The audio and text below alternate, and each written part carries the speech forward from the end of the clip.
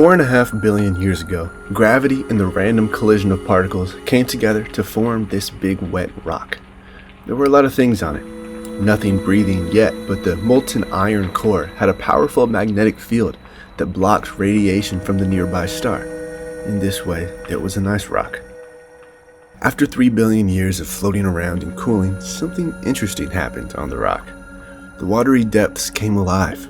Reaction between the Promethean heat from the core and the chemical properties of carbon and H2O, life was born, and little formations of molecules started moving around, replicating and spreading.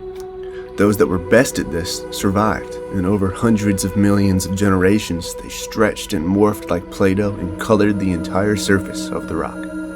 About 7 million years ago, some of this Play-Doh had taken the shape that we call monkeys. The smartest monkeys survived and had smarter children. 1.5 million years ago, they started attaching flat, sharp rocks to sticks and cooking meat on the hottest new technology, the campfire. The extra nutrients from bone marrow, cracked open by the stone tools, and the now cooked gazelle further fueled the growth of their pulsating brains.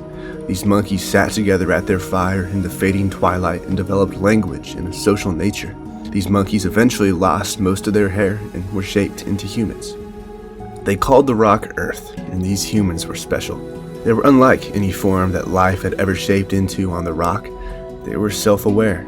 They were able to conceptualize their own lives, their own impermanence, and it terrified them. They looked up at the sun and the moon, the epic stars, the mad bolts of lightning that tore the horizon in two.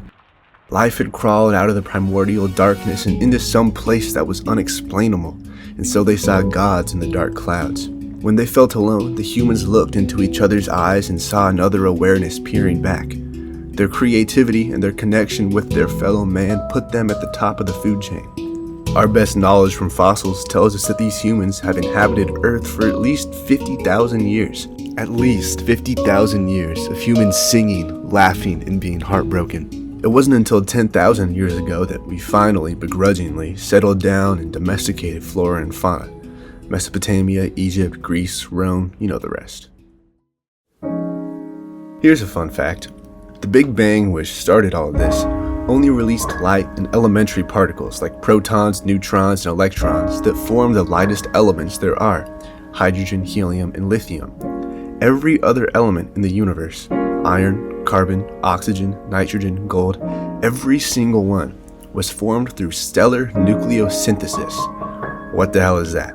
Well, simply put, a star is so massive that it should collapse under its own gravity, but the thermonuclear fusion in its core produces enough energy to keep the star stable. This reaction squashes atoms together inside, turning helium into heavier and heavier elements over time. When it runs out of fuel, the star explodes, and its contents are birthed and scattered, launched sparkling over billions of light years. The Earth is made from this. The iron, carbon, oxygen, nitrogen, almost everything here was once in the furnace of a now dead giant. You, that includes you. Formed from the muck, you are literally the corpse of an ancient star, reanimated and grown on this universe like mold on bread, and you fucking feel.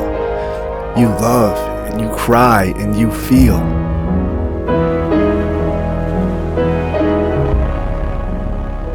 But anyways, did you guys see that new deal they added to the McDonald's app? Free Fry Friday, dude. Wow.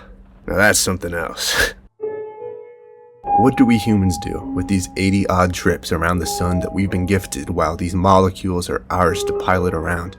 I've said everything I've said so far because it's become the underlying lens that I view the world through. I find that the deeper my understanding is of our species and our place in this universe, the more meaningfully I can direct my limited time and energy, the more wonderful I find every day. There is so much divine purpose to be found in the absence of any religion. You are the very universe given an awareness, able to observe and experience itself. Isn't that beautiful? The founding principles of humankind seem to be connection and creativity. This is how we were able to defeat the beasts in the forest. I want to love in all of its forms. Romantic, familial, friendly. The love I have for my cat. For the trees that give me fruit and oxygen. For the sun that keeps me warm. For the breeze that dries my sweat. Love for consciousness itself.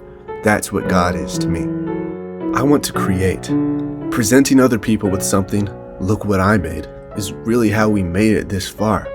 Look at this fire, this wheel, this rocket ship, this song I wrote, this thing I filmed.